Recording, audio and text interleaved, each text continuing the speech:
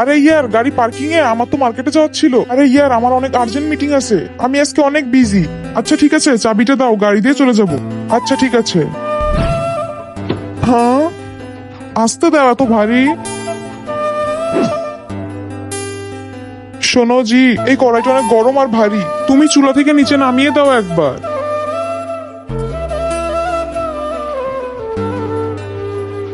হালকাই তো। হালকা কোথায়? আরে ক্যারাম বোর্ড নিয়ে কোথায় যাচ্ছ?